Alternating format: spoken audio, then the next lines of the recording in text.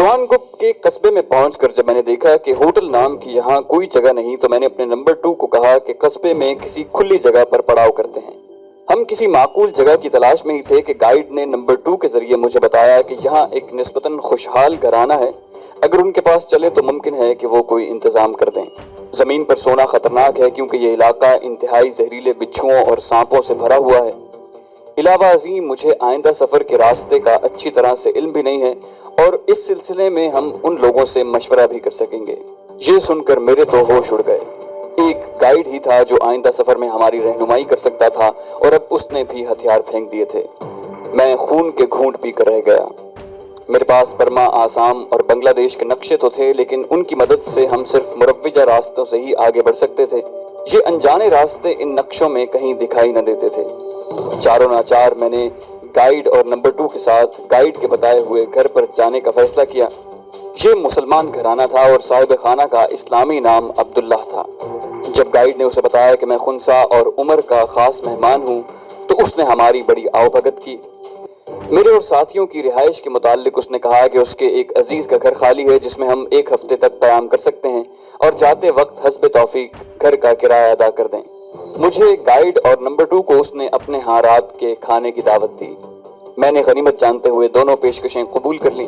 साथियों को इस मकान के 2 कमरों में ठहरा कर तीसरा कमरा मैंने अपने लिए मखसूस कर लिया। गाइड की लाइल्मी ने मुझे बहुत परेशान कर दिया था।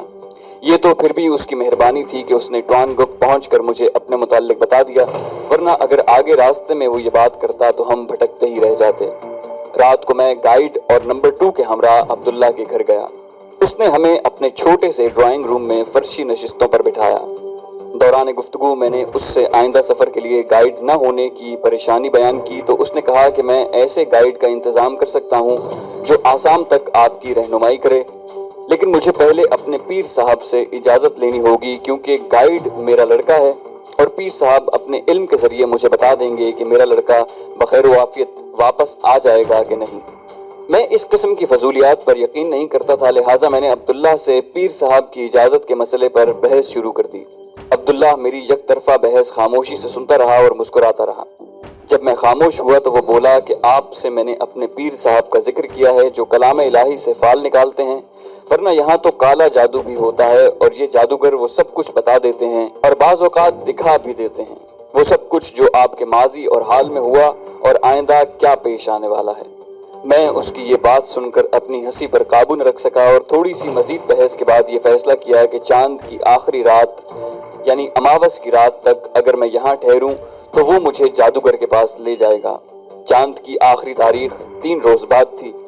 अब्दुल्ला ने अपने पीर से भी इजाज़त लेनी थी और उसमें भी 1 आध दिन सर्फ होना था। उधर मुझे भी इश्तियाक पैदा हो गया कि जादूगर का जादू देखूं।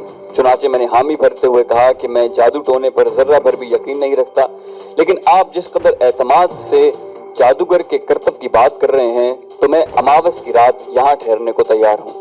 मेरे माजी हाल और मुस्तकबिल के मंसूबों के मुतालिक जो यहाँ कोई भी नहीं जानता, अगर आपका जादूगर मुझे अपने जादू से कायल कर ले तो मैं बतौर इनाम $2000 उसे दूंगा, लेकिन मुझे यकीन है कि आपको शर्मिंदगी और मुझे अपना वक्त ज़ाया होने के सिवा कुछ न मिलेगा। अब्दुल्ला बोला, वो एक औरत है जो अमावस की रात आग का अलाव रोशन करती है जिसके करीब ही पानी से भरा 1 गैलन रखा जाता है। वो मंत्र पढ़कर पहले आग में और फिर पूछने वाले पर माश के दाने फेंकती है और जो कुछ पूछा जाता है उसका जवाब और मंजर गैलन के पानी पर आग के शोलों के अक्स में तस्वीरों की सूरत में दिखाई देते हैं। $2000 के इवज़ तो वो आधे घंटे तक आपके सवालों के जवाब और अक्स में आपके माजी हाल और मुस्तकबिल को दिखा देगी। मैंने अब्दुल्ला की बातों को महज उसकी तवहम परस्ती समझा और खाने के बाद उससे इजाज़त लेकर हम वापस लौट आए। मैंने उस जादूगरनी से पूछने के लिए 6-7 सवाल तैयार किए जिनका ताल्लुक मेरे माजी हाल और मुस्तकबिल से था, और ये ऐसी बातें थी जिन्हें कम से कम बर्मा में कोई नहीं जानता था। 3 ऐसे सवाल थे जिन्हें सिर्फ मैं ही जानता था। मैंने ये सारे सवाल आसान अंग्रेजी में लिखे ताकि अब्दुल्ला उन्हें बर्मी ज़बान में उस जादूगरनी को बता सके। सवालों वाला कागज़ मैंने अपने बटवे में रख लिया और जादू और गैर मरई ताकतों के मुतालिक सोचता हुआ सो गया। मैंने नंबर 2 को कह दिया था कि बाकी साथियों को बता दे कि हम यहाँ मजीद 4 रोज ठहरेंगे। अगली रात हम फिर अब्दुल्ला के घर गए। کھانے کے بعد گفتگو کا موضوع پھر جادو نگری کی طرف چلا گیا۔ میں نے جادو کے متعلق جب پھر اپنا نظریہ دہرایا تو عبداللہ بولا کہ اماوس کی رات آپ خود اس کی سچائی کے معترف ہو جائیں گے۔ قرآن حکیم میں بھی جادو کے برحق اور جادو کرنے والے کو کافر کہا گیا ہے۔ رسول پاک صلی اللہ علیہ وسلم پر بھی ایک عورت نے جادو کیا تھا جس کے باعث حضور بیمار ہو گئے تھے۔ اس کے بعد آیت الکرسی کا نزول ہوا اور حضور پاک اس آیت کی مسلسل تلاوت کے باعث شفا یاب ہوئے۔ تمام الہامی اور دوسرے مذاہب میں ہندو مت تو جادو کی داستانوں سے بھرا ہوا ہے۔ قطع نظر اس کے کہ جادو کرنا چاہیے یا نہیں، میں آپ کو یقین سے کہتا ہوں کہ برما میں جادو کرنے والے سینکڑوں ہیں، لیکن ماں سوا چند کے سب جھوٹے ہیں۔ بنگال کا جادو مشہور ہے، لیکن وہاں کا جادو عورت کے حسن اور خصوصاً لمبے بالوں اور مسحور کر دینے والی آنکھوں کی تعریف میں کہا جاتا ہے۔ اصل اور صحیح جادو جہاں تک مجھے علم ہے صرف برما میں ہے۔ جادو کرنے والے کسی بھی مذہب کے ماننے والے نہیں ہوتے۔ میں نے جس جادوگرنی کا کہا ہے اسے یہ علم اپنے باپ دادا سے ملا ہے۔ مسلمانوں کی اکثریت کے علاقے میں اس عورت کے جادو میں اگر سچائی نہ ہوتی تو اسے کب کا ختم کر دیا گیا ہوتا۔ میں ضعیف الاعتقاد نہیں، لیکن آنکھوں دیکھی چیزوں کو جھٹلا بھی نہیں سکتا۔ اماوس کی رات آنے دیجئے، آپ خود اس کے قائل ہو جائیں گے۔ میں عبداللہ کی باتوں سے تذبذب کا شکار انہی خیالوں میں مزید 2 روز کھویا رہا، حتیٰ کہ اماوس کی رات والا دن آ گیا۔ سر شام ہی میں اپنے سارے ہمراہیوں سمیت عبداللہ کے گھر جا پہنچا۔ وہ پہلے سے ہی تیار تھا۔ اس نے بتایا کہ اس کے پیر صاحب نے اس کے لڑکے کو ہمارے ساتھ جانے کی اجازت دے دی ہے۔ عبداللہ نے بتایا کہ قصبے کے باہر اس جادوگرنی کی کٹیا ہے اور ہمیں رات 11 بجے وہاں پہنچنا ہے۔ میرے سارے ہمراہی جادو کا تماشا دیکھنے کو بےتاب تھے۔ میں نے انہیں کہا کہ قصبے سے کھانا کھا کر رات 10 بجے یہاں پہنچ جائیں۔ میں نے عبداللہ کے ساتھ کھانا کھایا اور رات 10:30 بجے ہمارا قافلہ جادوگرنی کے ٹھکانے کی طرف روانہ ہوا۔ قصبے سے تقریباً 6 میل دور درختوں کا ایک جھنڈ تھا۔ دور دور تک کوئی آبادی نہ تھی۔ کٹیا کے قریب آگ کا الاؤ روشن تھا جس کے سوا ہر سو گھپ اندھیرا تھا۔ چاند تو تھا ہی نہیں، ستاروں کو بھی ہلکے بادلوں نے ڈھانپ رکھا تھا۔ ہوا بالکل بند تھی۔ ایسا سناٹا تھا کہ دل خواہ مخواہ گھبرانے لگے۔ ہم نے الاؤ سے کچھ فاصلے پر اپنی جیپیں کھڑی کر دیں۔ الاؤ کے گرد 10-15 آدمی بالکل خاموش کھڑے تھے۔ سامنے ہی ایک کٹیا تھی جس کے باہر سیاہ چادر میں لپٹی ایک 25-30 سالہ عورت بیٹھی تھی۔ اس عورت کے بال خشک اور کھلے ہوئے تھے اور گلے میں اس نے بہت ساری مالائیں پہن رکھی تھیں۔ یہ عورت کسی نافہم زبان میں منتر پڑھ رہی تھی۔ عبداللہ نے مجھے بتایا کہ یہ عورت جادوگرنی کی بیٹی اور چیلی ہے۔ ماں کی زندگی میں یہ جادوگرنی اس کی شاگرد تھی اور ماں کے مرنے کے بعد اب یہ جادوگرنی ہے اور اس کی بیٹی اس کی شاگرد ہے۔ ان کے پاس کوئی مرد نہیں۔ لوگوں کے کہنے کے مطابق ہر جادوگرنی کے صرف ایک لڑکی پیدا ہوتی ہے۔ اس کا باپ بالکل اجنبی ہوتا ہے اور چند ماہ کے اندر ہی مر جاتا ہے۔ جادوگرنی ابھی تک کٹیا میں ہی تھی۔ میں نے غور سے سنا تو کٹیا کے اندر سے بھی منتروں کی جاپ کی آواز آ رہی تھی۔ عبداللہ نے اس عورت کے قریب جا کر کچھ کہا۔ اس نے سر ہلا کر اچھا کہا اور منتروں کا جاپ جاری رکھا۔ میں نے سوالوں کا پرچہ عبداللہ کو دیا۔ عبداللہ نے سوال پڑھے اور پرچہ اپنی جیب میں رکھ لیا۔ آگ کے گرد کھڑے لوگ خشک ٹہنیاں اور لکڑیاں اپنے ساتھ لائے تھے جنہیں وہ تھوڑی تھوڑی دیر بعد آگ میں ڈالتے تاکہ الاؤ کی آگ کم نہ ہو۔ موسم خاصا خنک تھا۔ اس عجیب اور خوفناک ماحول میں سب کی نظریں کٹیا کی طرف لگی ہوئی تھیں۔ 12:30 کے قریب وہ عورت کٹیا میں گئی اور ایک خاصا بڑا لگن یعنی ٹب لا کر الاؤ کے قریب رکھا۔ کٹیا کے اندر سے ہی وہ پانی سے بھری 2 بالٹیاں لائی اور ان کا لگن میں ڈال کر اسے لبالب بھر دیا۔ لگن میں الاؤ کے قریب آگ کے رقصاں شعلے صاف دکھائی دے رہے تھے۔ عبداللہ نے مجھ سے کہا کہ لگن کے قریب جا کر کھڑا ہو جاؤں تاکہ لگن میں ہونے والے طلسم کو بخوبی دیکھ سکوں۔ ادھر میں دل میں سوچ رہا تھا کہ جب جادوگرنی باہر آ کر اپنا کمال دکھانا شروع کرے گی تو میں اس کی ایک ایک حرکت کو بخوبی نوٹ کر کے اس کی چالاکی اور شوخدہ بازی کو بھانپ لوں گا اور سب کے سامنے اس کی جادوگری کا پول کھول دوں گا۔ تھوڑی دیر کے بعد جادوگرنی کٹیا سے برآمد ہوئی۔ اس نے صرف ایک سیاہ چادر سے اپنے جسم کو ڈھانپ رکھا تھا۔ اس نے بھی گلے میں منکوں کی 20 مالاؤں کے علاوہ رسی میں پروئی 3 چھوٹی انسانی کھوپڑیاں پہن رکھی تھیں۔ اس کا رنگ سیاہ تھا اور کانٹوں کی طرح سخت کھلے بال سر کے اطراف پھیلے ہوئے تھے جن پر کئی رنگ چھڑکے ہوئے تھے۔ سب سے نمایاں اور خوفناک اس کی آنکھیں تھیں۔ حلقوں سے باہر نکلی ہوئی اس کی بالکل سرخ آنکھوں میں اتنی چمک تھی کہ ان پر نظر جمانا مشکل تھا۔ میں سوچ رہا تھا کہ ضعیف الاعتقاد لوگوں پر مکمل تاثر جمانے اور جادوئی رنگ کے لیے یہ ماحول پیدا کیا گیا ہے۔ میں اب اس انتظار میں تھا کہ کب وہ اپنا جادوئی کھیل شروع کرے اور میں اس کے سارے ڈھونگ کا پول کھول دوں۔ اس کی جاپ میں تیزی آتی جا رہی تھی۔ تھوڑی دیر کے بعد وہ آگ میں مٹھی بھر کر کوئی چیز پھینکتی جس سے آگ اور زیادہ بھڑک اٹھتی۔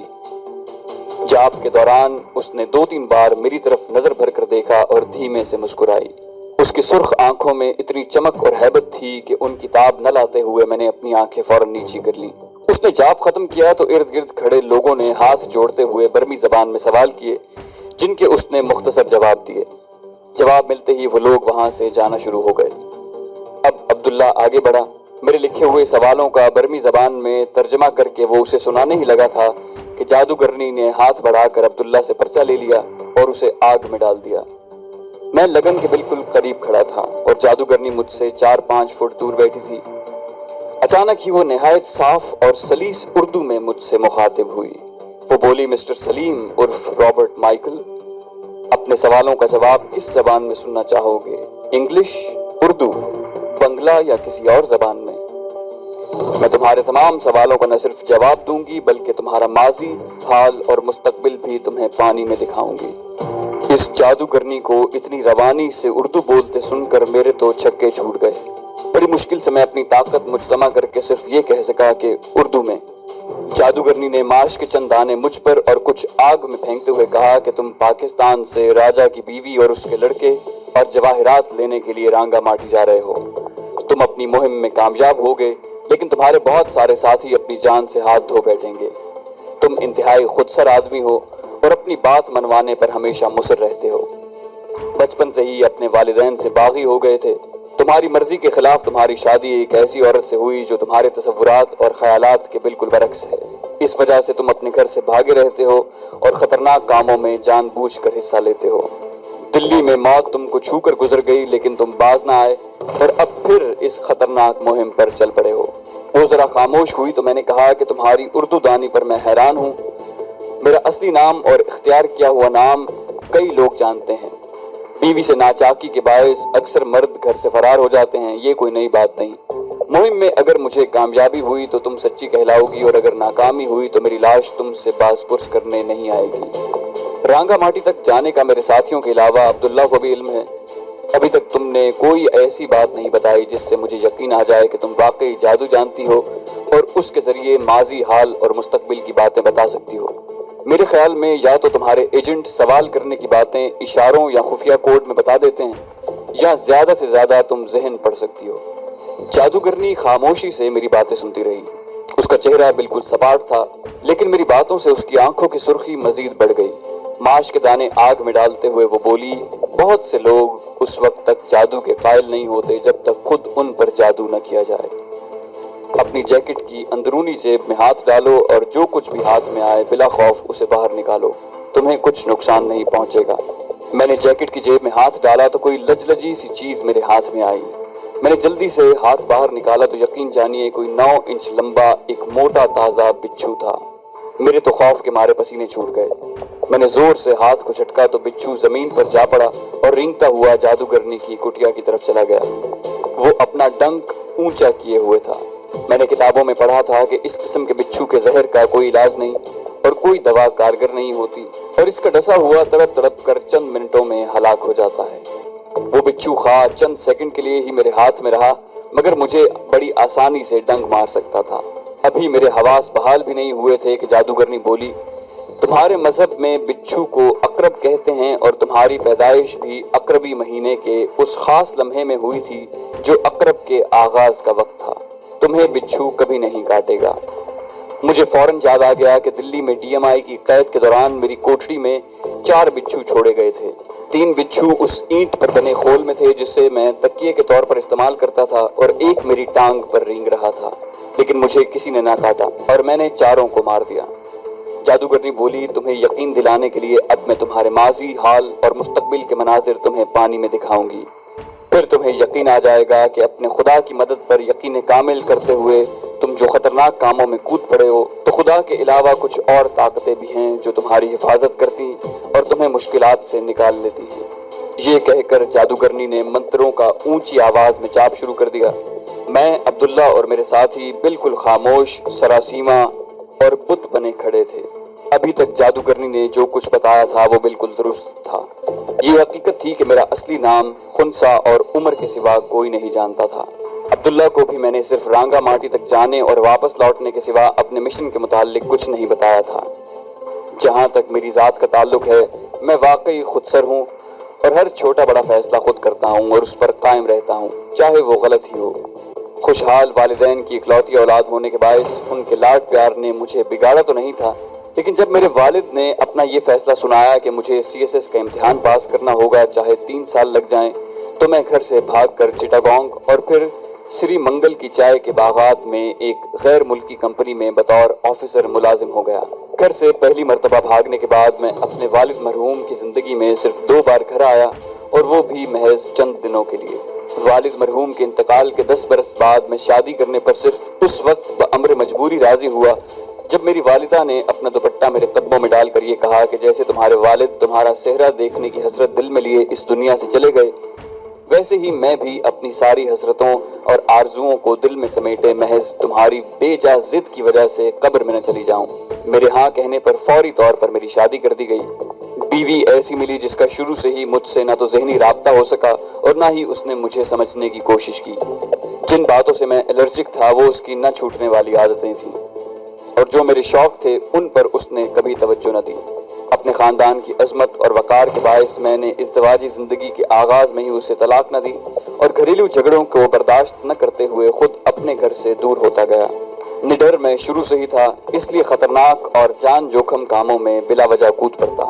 میں عقربی یعنی اسکارپین ہوں، اس کا علم چند ایک قریبی دوستوں کے سوا کسی کو نہ تھا۔ جوانی کے آغاز سے ایک نسوانی ہیولہ میرے دل و دماغ میں بسا ہوا تھا۔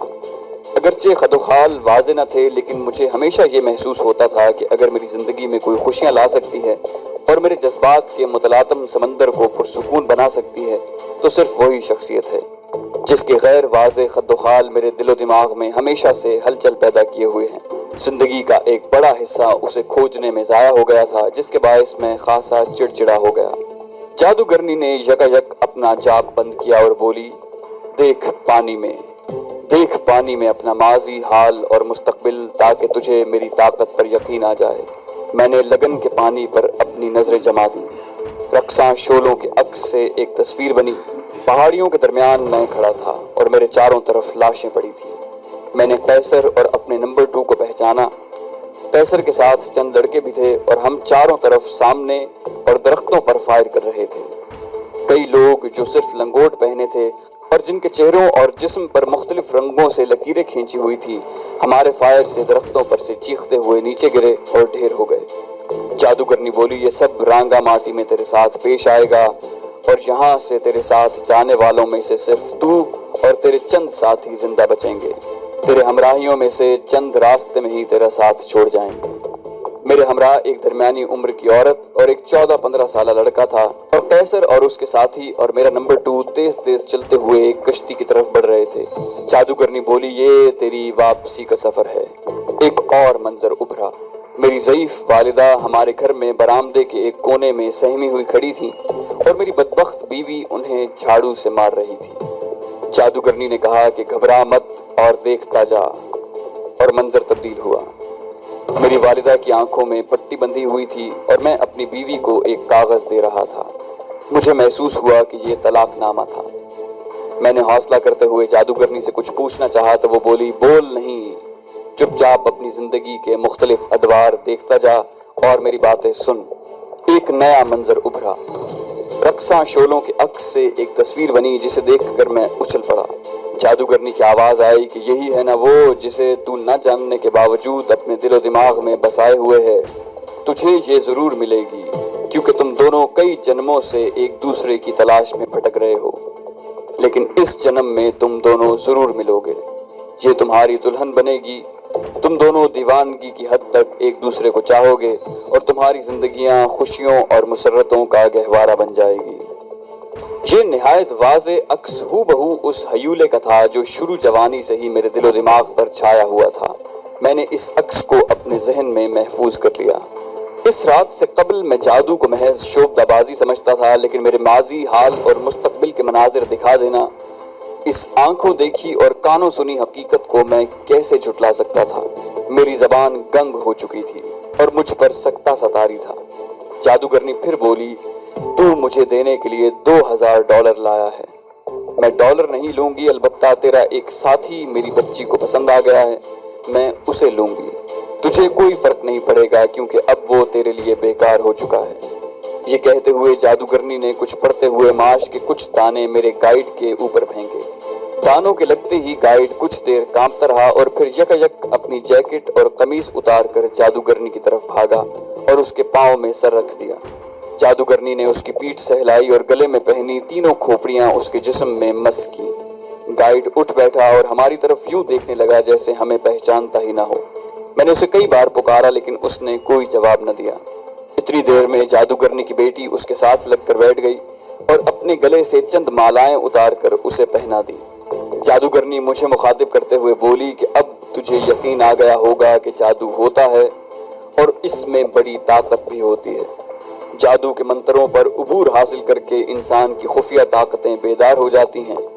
ہر انسان اپنے ماضی کو جانتا، حال کو سمجھتا اور مستقبل کے متعلق سوچتا ہے۔ یہ خفیہ طاقتیں بیدار ہو جائیں تو انسان نہ صرف اپنے مستقبل میں اچھی طرح جھانک سکتا ہے بلکہ اپنے سامنے موجود لوگوں کی کوئی بات بھی اس سے چھپی نہیں رہتی۔ تجھے دیکھتے ساتھ ہی مجھے معلوم ہو گیا تھا کہ تو جادو پر یقین نہیں کرتا۔ میں جو زبان بول رہی ہوں وہ بھی اپنے منتروں کے زور پر بول رہی ہوں، ورنہ حقیقتاً میں اس زبان سے قطعی نابلد ہوں۔ یہ کہتے ہوئے اس نے لگن میں سے چلو بھر پانی لے کر آگ پر پھینکا۔ آگ فوراً بجھ گئی جیسے اس پر ڈرموں پانی ڈال دیا گیا ہو۔ جادوگرنی اٹھ کھڑی ہوئی۔ یہ ہمیں رخصت کرنے کا اس کا سگنل تھا۔ اسی وقت نہ جانے مجھے کیا ہوا اور میں آج تک اس کی صحیح وجہ نہیں جان سکا۔ بالکل غیر ارادی طور پر میں نے اپنا ریوالور نکالا اور اس سے پہلے کہ جادوگرنی میری طرف گھومے میں نے اپنے ریوالور کی 6 کی 6 گولیاں جادوگرنی، اس کی بیٹی اور گائیڈ کو مار دیں۔ گولیاں چونکہ بہت قریب سے چلائی گئی تھیں اور میرا نشانہ پختہ تھا، اس لیے تینوں کے سینوں پر گولیاں لگیں اور وہ وہیں ڈھیر ہو گئے۔ مجھ پر ایک جنون سطاری تھا۔ میں نے ریوالور کو دوبارہ لوڈ کرتے ہوئے نمبر 2 کو جیپوں سے پیٹرول کے گیلن لانے کا حکم دیا۔ پیٹرول میں نے خود ان کے بے جان جسموں پر ڈالا اور آگ لگا دی۔ جلتی ہوئی لاشوں پر میں نے 2 بار اپنا پستول خالی کیا اور تب تک وہیں کھڑا رہا جب تک لاشیں بالکل راکھ نہ بن گئی۔ گولیاں چلتے ہی میرے ہمراہیوں اور نمبر 2 کے علاوہ باقی سب لوگ بھاگ گئے تھے۔ لاشوں کے جلنے کے بعد ہم خاموشی سے اپنی جیپوں کی طرف بڑھے اور عبداللہ کو اس کے گھر اتار کر اپنے ٹھکانے پر چلے گئے۔ تمام راستے ہم میں سے کسی نے کوئی بات نہ کی۔ رات بھر بستر پر لیٹے میں پیش آنے والے واقعات کے متعلق سوچتا رہا۔ سب سے پہلے تو میں جادوگرنی، اس کی بیٹی اور گائیڈ کو ہلاک کرنے کی وجہ اپنی سوچ کے مطابق عرض کرتا ہوں۔ میرا اللہ پاک کی ذات، اس کی بے شمار صفات اور بے حد و حساب قدرتوں پر یقین کامل ہے۔ میری زندگی میں درجنوں ایسے لمحات آئے جب میں نے دشمنوں کے ہاتھوں خود کو بے دست و پا دیکھ کر اللہ پاک کے حضور اپنی بے چارگی اور بے بسی بیان کر کے مدد کی التجا کی اور اللہ پاک نے اپنے حبیب صلی اللہ علیہ وسلم اور پنجتن کے صدقے میری فریاد سنی اور مجھے اس مصیبت سے نکالا۔ میرے ایمان کے مطابق اللہ پاک کی رضا کے بغیر ایک پتا بھی ہل نہیں سکتا۔ میری سوچ کے مطابق کائناتوں میں دوسری سب سے بڑی طاقت شیطان ملعون کی ہے، جس نے قیامت تک اللہ کے بندوں کو بہکانے کی اللہ سے اجازت لی ہے اور شب و روز کے ہر لمحے میں وہ اور اس کے چیلے اسی کام میں مشغول ہیں۔ شیطان کے بہکاوے میں تو پیغمبر بھی آئے اور وہ بھی جنہیں اپنی عبادت پر بڑا ناز تھا۔ اگر ایک مسلمان کسی بت خانے کے سامنے سے گزرتا ہوا سر کو ذرا خم بھی کر دے تو وہ اسلام سے خارج ہو جاتا ہے۔ یہ میرا ذاتی خیال اور یقین ہے۔ ممکن ہے بعض دوستوں کو میرے اس عقیدے پر اعتراض ہو۔ جادوگرنی نے مجھے میرے ماضی، حال اور مستقبل کے جو مناظر دکھائے اور جو کچھ بتایا تھا اس کا علم صرف اللہ کو ہے۔ اس جادوگرنی میں یقیناً شیطان حلول کر چکا تھا اور وہ شیطانی قوتوں کے سہارے مسلمانوں کو گمراہ کر رہی تھی۔ میرے خیال میں اس جادوگرنی کا مسلمانوں کی اکثریت کے علاقے میں جادوئی کام دکھانا اور انہیں غیر اللہ طاقتوں سے مرعوب اور متاثر کر کے ان کے دلوں میں اللہ پاک کی وحدانیت پر شک پیدا کرنا تھا۔ اپنی اس توجیح کے علاوہ میں اس بات کا اقرار کرتا ہوں کہ ان تینوں کو ہلاک کرنے اور ان کی لاشوں کو جلا کر راکھ کر دینے تک جو کچھ بھی میں نے کہا اس میں میرے ارادے اور دماغی سوچ کا قطعی دخل نہ تھا۔ میرا دماغ اور عقل بالکل بے بس اور معطل ہو چکے تھے۔ میری حالت بالکل ایک روبوٹ جیسی تھی۔ کسی اندیکھی طاقت نے مجھ سے یہ سب کام کروایا۔ جادوگرنی جو دوسروں کے ماضی حال اور مستقبل کے حالات نہ صرف بتاتی بلکہ دکھاتی بھی تھی، اس کے لیے اپنے ساتھ کیا پیش آنے والا ہے جاننا کچھ مشکل نہ تھا اور وہ اس کا سدباب بھی کر سکتی تھی، لیکن اسی طاقت نے اس کی عقل اور جادوئی قوتوں پر بھی پردہ ڈال دیا تھا۔ جادوگرنی نے مجھے جو کچھ بتایا اور دکھایا اور بیان کیا ویسے ہی ہوا۔ مہم کی کامیابی کے بعد جب میں واپس گھر لوٹا تو مجھے رشتہ داروں نے بتایا کہ میری ضعیف والدہ کو میری بیوی نے جھاڑو سے مارا ہے۔